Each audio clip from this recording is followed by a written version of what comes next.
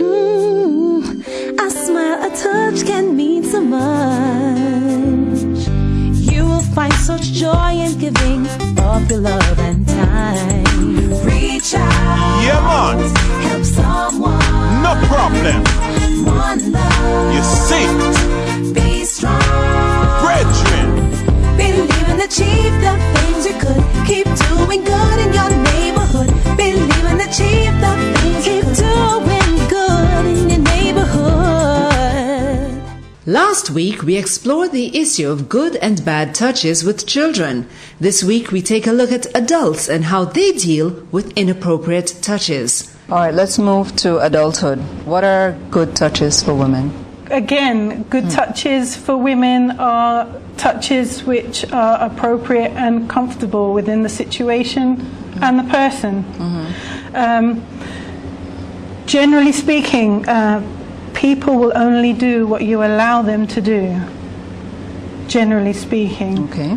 But also when we have a few women out there who may have low self-esteem and allow people to do things to feel valued or touched or wanted or needed.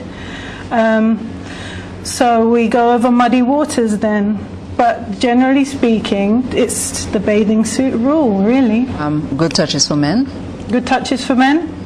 It follows the same thing.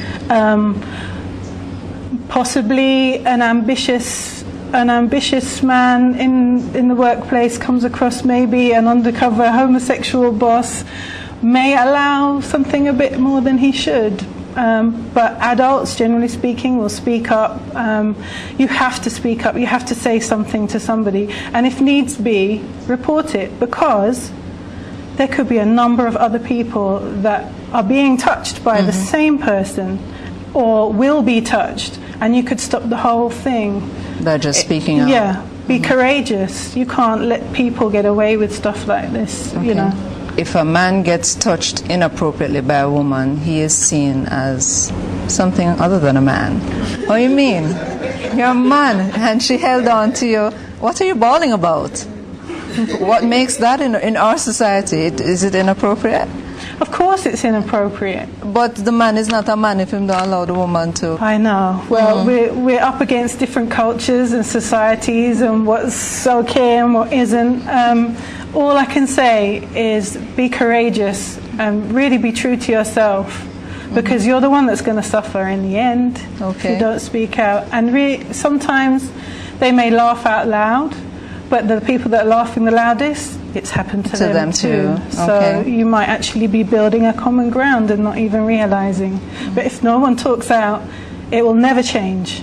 And for women in some communities, if the man don't touch and grab onto them, then what happened to me? Yeah. You don't think I'm sexy? What is going on? He'll grab and touch everybody, but he's not doing it to me. Not knowing that's actually inappropriate. Yeah, I mean, we go into a lot of communities where they don't know any different, and they never will unless we educate them or someone speaks out. Again, it's speaking out. Which a lot of people, especially when it comes to sexual areas, won't speak out. And there's a number of countries out there who are very open and honest with their sexuality, sexual education. Parents walk happily naked in their own house in the evening towards a bathroom, or, no one bats an eyelid. And the rates of sexual abuse and early pregnancies are like way down. Because they... So, here it's still brushed under the carpet. Right. So the more you hide and don't talk about it, the more it will affect you in a negative way. So we should talk up. We should not be embarrassed or afraid. It's part of life. It's what makes the world go around. So we must really talk up. What's the distance for a personal space? It's generally a person's width. Like if you're in the car and you stop in front of a car, it's a car width. It's generally about a person. You could fit a person around you, generally. But then it's also very personal. Some people are very tactile and like to get close, and some people like to stay back. So you have to make it clear when you're with someone who steps a little close. Make it clear. It's your body, it's your rules. They must respect you. And you must respect yourself enough to tell someone when it feels slightly uncomfortable, no matter who they are, the president, the queen, you know, your auntie, your uncle, you know, it's your space and you must respect it.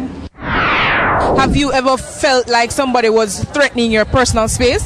Yes. For example, I was in a bus once and the man like kept coming behind me up on my bottom and I'm like, you need to dress back, and push him off, and then he wasn't like easy enough, so I called on the crowd on him. Like I was in a coaster and I could feel on me, so I tried to ease him off and I keep on coming. So I do the same thing as she. I basically called on crowd on him. There are very subtle ways of being in someone's personal space and doing things to them that probably they're not aware of either, but you are trying to get their attention. Why we started this topic, or why we did this topic in the first place, we had a conversation at the office one morning and they were talking about men and women on the buses. The woman is standing there innocently, the man is behind her, and for some reason there's this thing over her. She's very uncomfortable and something starts happening down there and she starts sweating and all of that. We have the same kind of thing in our underground trains, tubes we call them in London, where in the morning it's packed. Yeah. Packed. And I know many businessmen who take the underground preferably than any other form of transport because they know they can get a good old okay. a good old touch. And I used to enjoy immensely calling them out very loudly on the train. And it was even, I mean, you felt the firm push against your thigh or your hip, and then you felt a little something else. Yes. And that's when I used to either be very loud and tell the whole carriage what this man is up to and watch his face turn red and anything else wither away, or I would get my bag and put it really firmly exactly where he's standing, turn myself right round, right up at him, and you have to be, you can't let these men get away with things like that. And the more you call them out and embarrass them, perhaps they might think twice the next time. Right. But if you let them get away with it, they'll do it again and again and again, and they'll get worse and a bit more until somebody stops them. And any schoolgirls who are watching this now, call them out loudly. And if you find yourself in a big crowd of boys, then try and find a female that you could maybe squish up next to instead. Yeah. And when you go onto the bus, please look around, survey, and see if you can squeeze up to more females on the bus than men, then do it. Because, you just have to be loud and embarrass them. But even when you're sitting, so you might have on a skirt that goes above your knee, and inevitably the man's hands starts leaning over and his hand is almost on your leg now. Or he picks up something and brushes against you and all that. Yes. Pick his hand up. I know what you're doing. And move it. I know what you're trying to do. And if he says, no, let me, then he won't do it again after that, will he? Even if he's not doing it, who cares? If you feel uncomfortable, if you feel like he's trying a thing, say it loud and clear. It doesn't matter if you're wrong. If you're wrong, what? Nothing's going to happen. So just say it. I was saying before that the men would get a flack if a woman is trying to do that and they object to it. The key word being object. Yes. Because many of them don't. Especially but if they nice. did, but just in case he felt uncomfortable, say the girl's not his his Cup of tea? right? So and she's really rubbing up to him. And I know you have some women who probably like the men's cologne or something, and rubbing up themselves against them and all of that. That is inappropriate. Well, behavior. you can make a joke of it, because humor is a very good way to get out of uncomfortable situations, and possibly say something like, "If my wife ever see this, she's going to kill me. Do you mind just, because I know a friend is over there," whatever. But the underlying thing is talk up. Say it. Say it any way that you can make a joke out of it, or if you're serious about it, if you want to embarrass someone. Key thing, speak up. Don't allow someone to do something that you don't want them to. Well, we have some men, and I know in school situations where the boy might be the geek in the class, and the girls, because a gang of them want to make an example, they grab onto his testicles or something like that, and he feels really out of place. That's bullying. Yeah. That's bullying. However it is sexual or physical or verbal or mental, it's bullying all the same. And if you have a member at school, a teacher, or maybe someone in a higher year grade or something that you trust or you can talk to, maybe just have someone look out for you. Talk it up,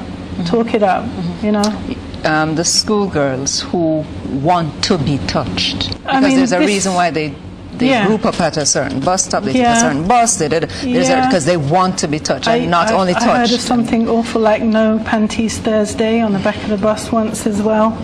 We've been dealing with all that too. It's educating our girls. It's really about being open and honest about what's appropriate, what isn't appropriate, what happens if it's inappropriate. I mean, apart from pregnancies and self-esteem, we have STDs and all that kind of thing as well. So, there's a lot more reasons not to than there is to do. So if we can make them understand that equation, then perhaps, and we empower them, give themselves value, then perhaps they will choose not to. Next, good and bad touch. Sexual harassment is a serious form of workplace intimidation, which can take the form of inappropriate sexual comments or physically touching another worker in a sexual manner. In most cases, this results in uncomfortable, stressful, and unproductive work environments. In the workplace, persons in authority or persons who have the power can abuse this power. Notoriously, they do. Yeah. What are some of the situations that you've heard of or seen? There's many situations where maybe certain secretaries and come into the office and they need to keep their job, and he acts slightly inappropriately and they don't say anything, and they're setting off a series of events that can only get worse. And we have cases where they get promoted because of what they've allowed. Then you're in a place, what happens if he leaves or goes, or what's he doing to someone else? And it's all about talking up. I mean, if you lose your job, I personally, better I lose that job and not eat and be happy than have to live through that and it getting worse and worse and worse. It's really, you have to take a stand and not allow these people to abuse their power, because they will abuse it as long as you allow them to. Right. We hear stories of policemen, pastors, persons who you are supposed to respect in the community who have been involved in these cases. Who do I trust as a child, a young woman? Who do I trust? Thankfully, most children are built with that innate sense of who they trust, who they take to and who they don't take to. And a child tends to instinctively know who they really trust rather than who they're supposed to trust. And as long as they go to that person that they do trust and discuss how they're feeling about this person, if you open up the lines of communication, then you're almost closing the door on something that could happen but ends up not happening, instead of opening up the door and opening a can of worms into something else. But essentially, it's who the child really trusts and keeping the lines of communication. And I must make clear that it's non-judgmental lines of communication. You don't need to be pulling any faces while they're talking to you, like, Scaring them even more. Right. Or crying even, and panicking, going crazy. Just allow the child to talk and deal with it after. If you have to go, excuse me a minute, and go off and go, then do it, but don't do it in front of the child. Yeah, make them feel comfortable, and the trust is connected and non-judgmental. Because if they feel away, they won't ever tell you anything again. Right. Suppose we have people in our space that come from a culture of hugging and kissing, but I don't like it. How do I tell them that without offending them? People are rarely offended when you say that kind of thing. Yeah. As long as you say it with a smile or amusing, or, say something like, wow, I love the way you just hug and kiss everybody. I could never do that. I'm not comfortable, Okay. Whatever reason it is valid. And the person will obviously, if they're hugging and kissing everyone, they're personable, so they understand, they have a people connection. Some people are really full on and are often told back off. So it's not new. Do you think your personal partner can touch you in a bad way? If they make a sexual advance to you and you said no, they should understand that no means no, even though both of you are in a committed relationship. If it's consenting, then it's okay, but as long as it is not with consent, then you know that it shouldn't be done. No, I don't think so. Depends on the setting and the vibe. If one partner don't want you to touch her at a specific place, then you're supposed to have respect for that. Not giving consent to a particular woman to touch him in certain places. If she does, I would consider that touching a man in a bad way. Can there be good and bad touches in relationships? Absolutely. Male-female relationships? Absolutely. What are those? That's if someone tells you, please don't touch me there, please don't touch me like that, I don't like it when you do that, and they carry on, is a bad touch. Just because you are married doesn't mean your husband or your wife can use you to touch you however they choose to. You're still your own person, and they must respect you. How do you handle that one? My name is Asay. As you say about your partner touch. Okay. The guy I'm with, he loves to touch my breast. When he's sleeping, he loves to have his hand right there. I don't know who comfortable it make him, but it's uncomfortable for me. I told her it affects me because I have asthma. When his hand is there, it's blocked. Your passage, right. So it's suffocating me. So I said, no, put your hand up here. I was putting my like underneath here. I said, put this here right there, so. It said, no man, right on it. He said, stay, and realize that's one stay. So he's shining, putting hand right there, he starts sleeping. Sometimes some people just addicted that way. As she was saying, friend of mine with a good toucher and different personality. My child is in grade 4, my daughter. She always come home and tell about this particular child, main child, who always eating her. So one day she came over and told me that he took a pencil and stabbed her. You see, you like Tina? So I said to him, that is not the way to show a girl you liked her. Don't see face shade like. So I said, Tina, like you like him, but he doesn't know how to express himself. So I told him that, listen to me. So when you love somebody, you treat them nice. Sometimes men and women don't really understand the real touch. Because Sunday gone, I was dragging on the road because I get fat. And the shorts and chucking down the road. And there was this young man coming up the road. I know him, and my company is a married man anyway. And he does, when me chuck come down the road, son, he does one punch. So I tap on the bus and he punch me up. I'm going to pop, give him 2 uppercut. I was a whoop and give one kick me shoes fly out.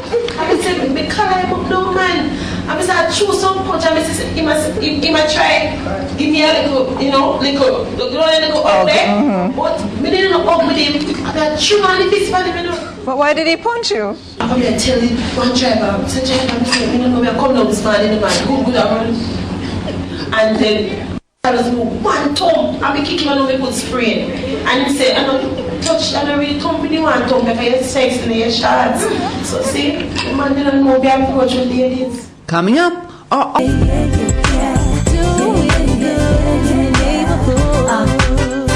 audience had lots of experiences with good and bad touches, especially in public spaces. We're talking about good and bad touch. It's not only male if you're bad touch on the road. Right now you have to be careful of the female. Especially Alpha Tree. May I tell them, really meet it with a lot of lady in Alpha Tree. What's when me have on a tights. Yeah. Them just a roll up on you and make you know say them for have you. Them a act like them are the male now in the country. Trust me, it's not only male that give you bad touch. Some of them here walk, them all come rub up against you and touch you all on your bottom. Them really get out and the female them are going bad with the bad touch out in the street. I can remember one time, it's a male doing this.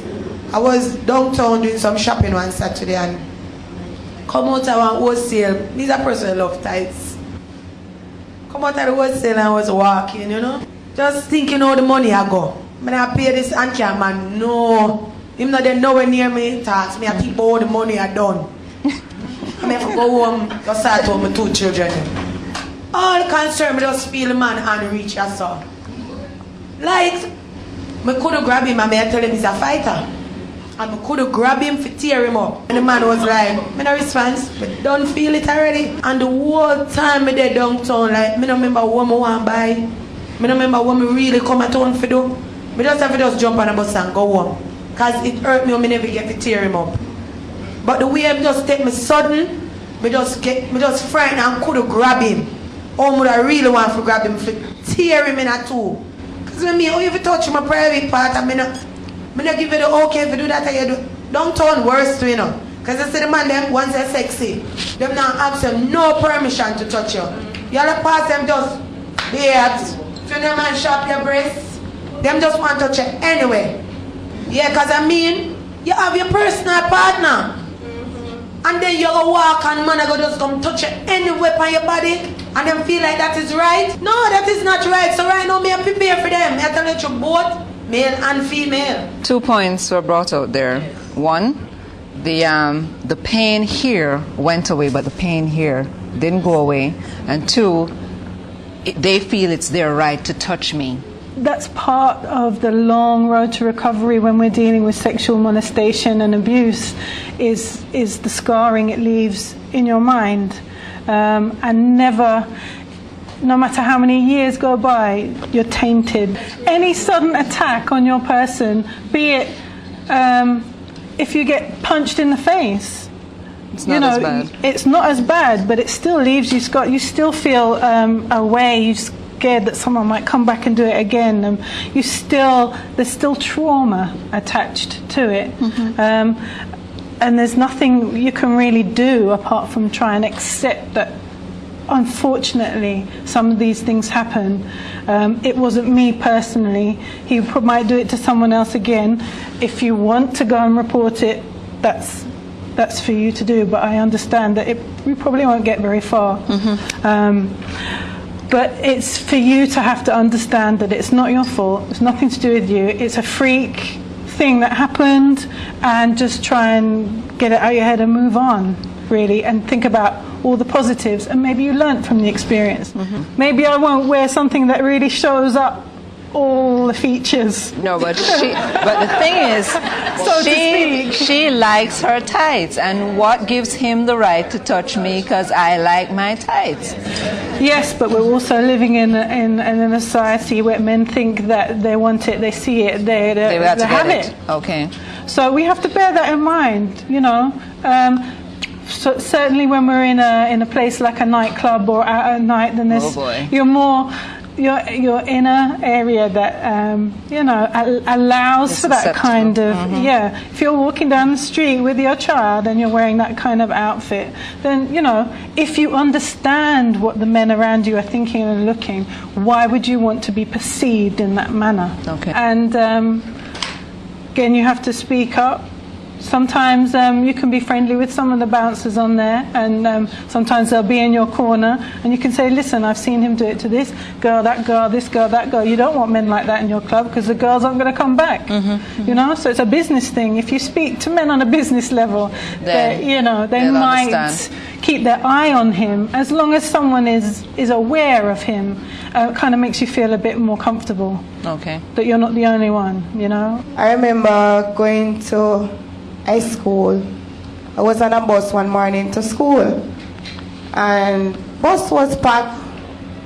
And I remember on that bus that morning I felt something heavy behind my bottom. And I felt something sticking out behind me.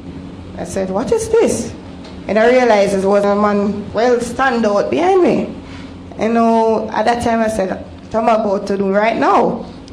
Anyway, I set my elbow like this.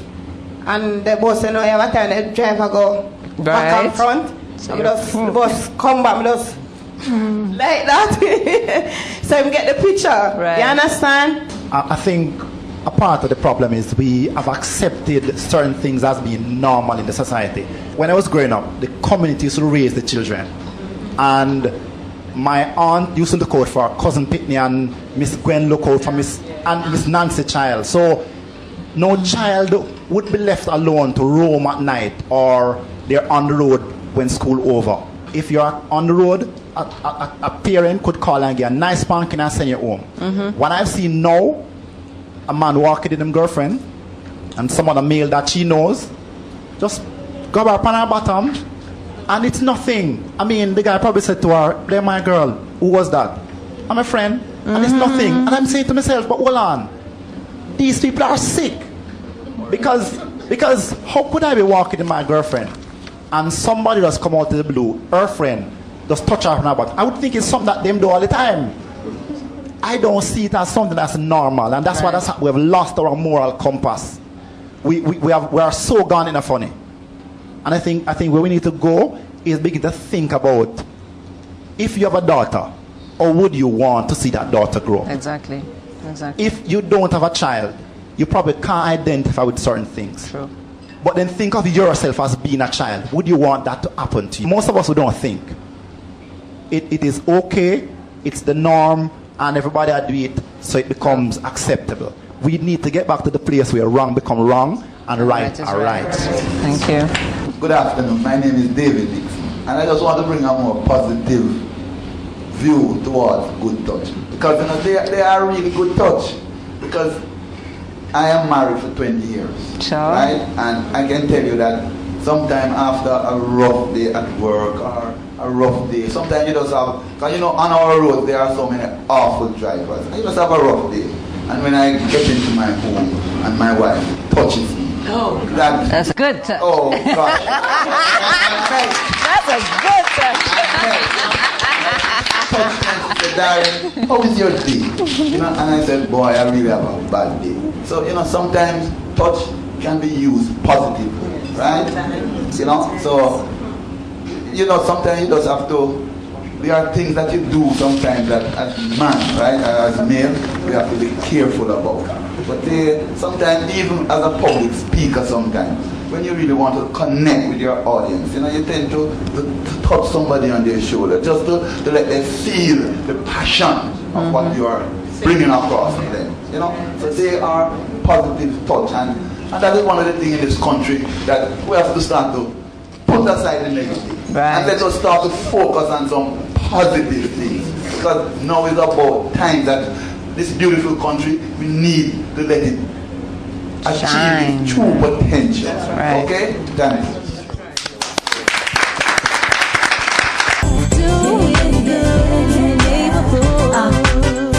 Antonia Thompson McCalla believes that parents should show more love to their children, as this will eliminate the need for them to seek love elsewhere. Parents that if you're not giving your children enough, as we talk about good touches and bad touch, if you're not giving your children good touches, they're gonna be more vulnerable to the bad ones. Touches. You don't see that love dynamic, because I've worked in primary schools, and you see where the way the parents relate to their children. From you say you're blacky boy, and ugly boy, and I mean it is so aggressive.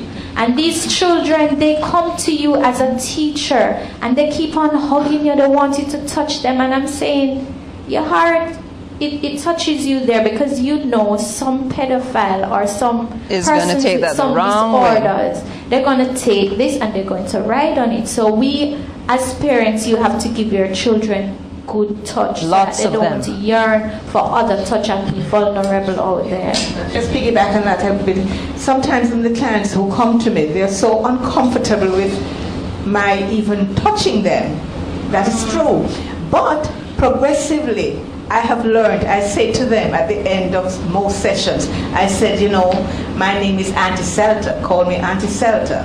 And they call me Auntie Selter. And I said, another thing that I want from you is a hug before you go. And they hug me. Some of them are very stiff, but progressively they'll come and they want that hug.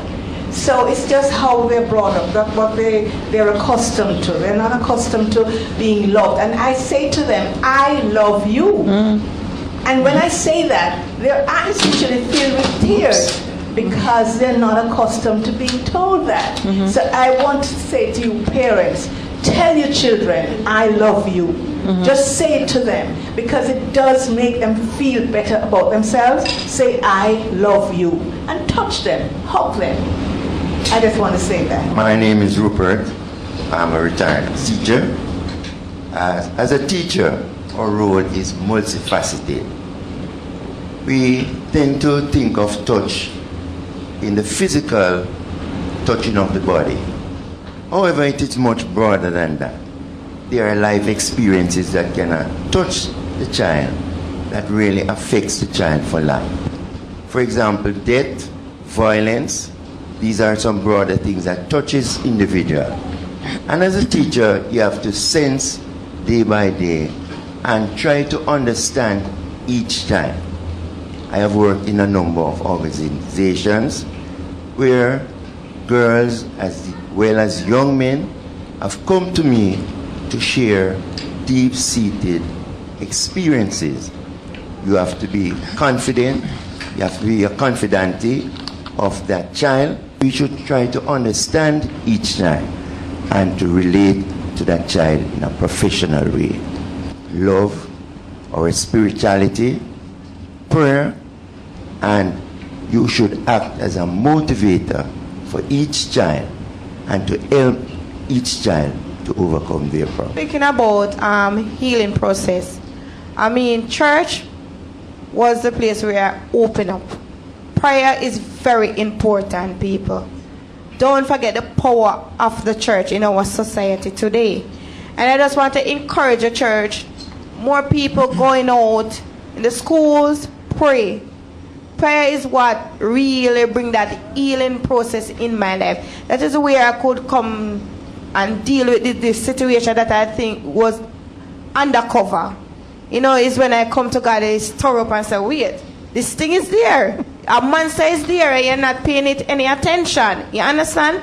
So prayer is very important. And I just want to say a big up to my God who have deliver me out of this situation. I'm not afraid to talk about it. I'm not ashamed. You understand the shame that I used to walk around with? Very ashamed of this thing in my life, that I did not want anybody to know about it. I just thank God for the church that prayed.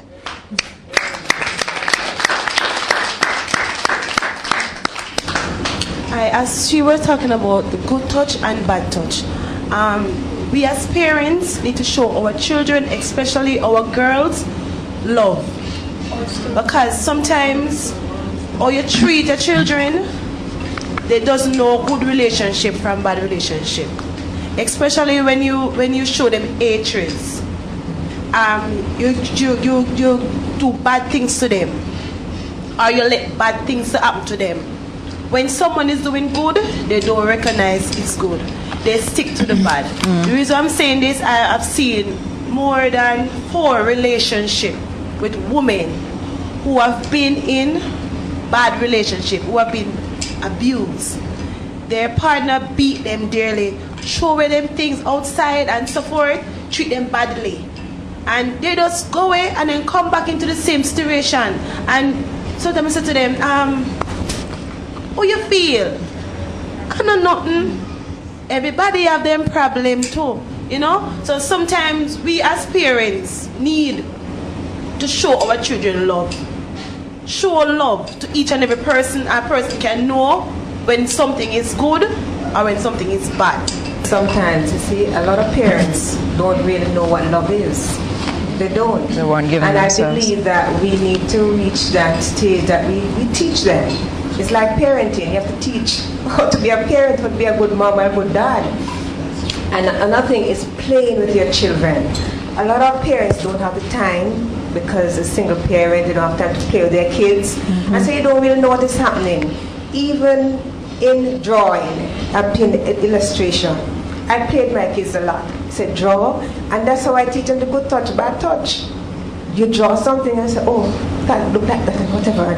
And I talk to them and say, explain how that feels. So you have to have that communication with your children, and you have to listen to them. No matter what, listen. It's very, very, very key to getting your children to talk to you and getting them to tell you things that is affecting them so that you can work on it. We can't just leave them like that and say that, oh, they are bad fitness or whatever. You listen to them. No matter if they think they are rude, listen. And you steer them in the right direction, because that's what you are there for anyway, to make sure that they are guided in the right path. So parents, please, listen to your children, talk to them, play with them, love them, and pray with them. You cannot go wrong. I just want to talk about the good touch, bad touch thing. When I was in high school, I had this friend. She was molested by a family member of hers, and I don't think anything was done about it. And up until this day, we are still friends, and she cuts herself. Oh, Cuts herself, and she said nobody loves her, and she just has some negative thoughts. Most times, I said she wants to kill herself. She has never dealt with the issue. Never loved her. And what is she going to do? Sometimes she said she tried to go to counseling, but I'm not sure if it's helping because she still cuts herself. Females generally, they take the pain and they turn it within themselves and self-destruct. Men, boys tend to push the pain out, be aggressive and violent. And for women, there is a really bad craze, for want of a better word, going around at the moment in some high schools with the girls cutting themselves, and there's instructions on the internet about how to do it and all that kind of stuff, and it's very addictive because the pain you're feeling inside that you can't do anything about, you can cut yourself and feel the pain, and the actual blood running out seems to be a release. It's like the pain running out, and when you feel that release, it's a similar feeling as if you were trying to heal yourself using drugs. It's the same kind of feeling you get of release and removing yourself from the problem. And it's addictive. You feel that you need to do it. Every time the pain gets too much, you just got to let it out. And then you go to places, if people hear about it, then you go to places that they can't see, and it goes further up and all these kind of places. It's a really dangerous one because it's so addictive, and because they do it in places where you can hide it. Look, I don't cut anymore, but then it's there, and it's there. And being a psychologist, you know, I can't take off their clothes and search, But you know. So, it's a very long process, that one. And essentially, you have to take small steps into learning to love yourself. That's the key. Having some value in who you are. And it's very slow, and with girls it takes a long, long time, but there's a couple of things that you can do every morning. You can find 3 things that you love about yourself or someone loves about you, because you don't believe them yet. And you say it to yourself every morning like a mantra in the mirror. And you know, sometimes we have women who are affected by men that say, oh, you're too fat, you're too ugly, and eventually they believe it. Well, if you say good things about yourself in front of the mirror, eventually you might believe it. So, you know, little things like that can help you build yourself up a bit. But it's a long, long process.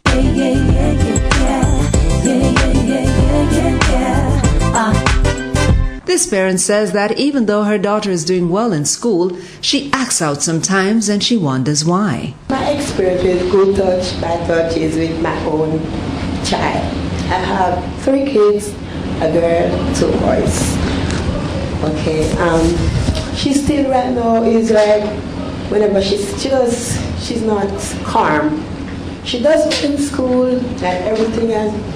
But sometimes she's just not herself. I don't know. How old is she? She's 11. Okay. Doing GSATs, doing well in school and everything. So I said, babes, what's up? Mommy, nothing. And I said, something wrong. Tell me. You understand? But most of the boys and more come and say, Mommy, you know that. And I tell me something to them. I said, what to tell him? That's my big son said, no one tell him. Say, man, tell me. So I'm going to touch my school and then I say, no, you play too much. Sometimes I said, when school over, Sashane, come home, please. And she have her friends and she's all over with them. I have more experience with my friend, more now. Our brother used to molest our son. That's his uncle? Yeah. That would be the son's uncle, okay. Yeah. And she come to me, she said, knowing that I'm with the kids at the school and talk about all those stuff. She said, we say no that X to Y Z doing that. We said, no man, that's not right. Report it. But to station and she said, Lisa, waste my time. I said, why? She said, because good names like them not give no good answer. No make no sense. We said, here with it. For love's sake, move to a place and come live with me. Because I was saying that if you live with me, you will be out of his reach. Because there was living in one room and there's one. So she come and live with me. So I said, you have to get some help more than what I'm doing. Because I'm like, I'm not doing anything. Because I take her from that division to my division and I'm still not working. So you know, sometimes I ask, what can she do then?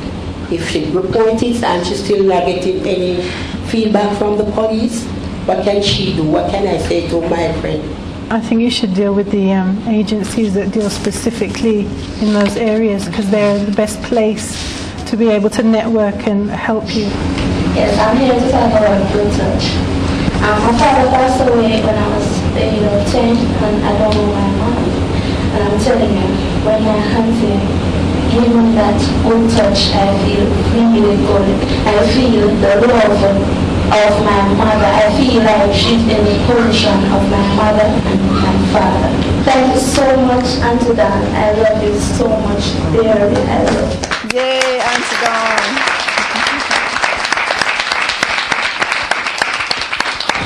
Bad touch is that when someone touches you at places that are not supposed to touch. Even when somebody takes a child and touches a child at place, when they're growing, the person that did it to them, they are going to feel addicted to it, so it's going to cause other people or them themselves go and try it on other people when they go, because what someone did to them, maybe they can't get over it, so they continue doing what they're doing. I believe that parents should let their children feel more love. That if someone molests them, they could feel comfortable telling their parents about it. Because sometimes when the parents do not pay them any attention, they will tell other people outside, and sometimes it's not safe doing that because the person could be someone they can't trust, and it will lead to other things like teases, as what he said, and it causes them to want to commit suicide and all of that. And what's your experience with good touches? My experience with good touches is when I did something good, my mom would compliment me, and when I feel bad, she would tell me good things to make me feel better, even when I know sometimes she's just trying to do her best. Good mom. One time I was out a shop buying, and I stand up and my partner ordered someone for a man. Lip and bottom. And then they say, what kind of thing you want to do? I'm saying, well, leave my face, I say, alright. Same walk away after that? Me walk away. You walked away. All right, and that hasn't happened again? No. Okay, so who were you able to talk to about something like that? Talk to mother, please. Mm-hmm. And what did she say? Deliver that and say, I should hold me up. That's a good mom. Good mom. So we do have good parents, and we do have parents who will encourage their children and teach them about good and bad touches. From what ages should we be teaching our children about good and bad touches? From 2, 3 upwards, really. As long as the lines of communication open, we must always be honest and communicate the best way we can. Obviously, if it's not by words that they'll understand, it's by puppets, it's by role play, it's by introducing them to the good and the bad touch and making them understand, so that there's no scary behind it.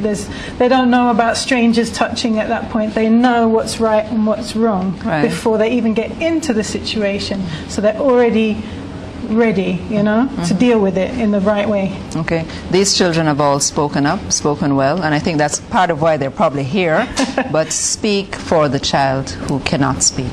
If you can't speak up yourself, find someone that you trust and love and who respects you and what you say is to be the truth. Talk to them and they should speak up for you. And if you hear about anything in the community that is not right, don't be afraid to speak up, because it's the courageous people that will make the change. Remember to keep doing good in your neighborhood.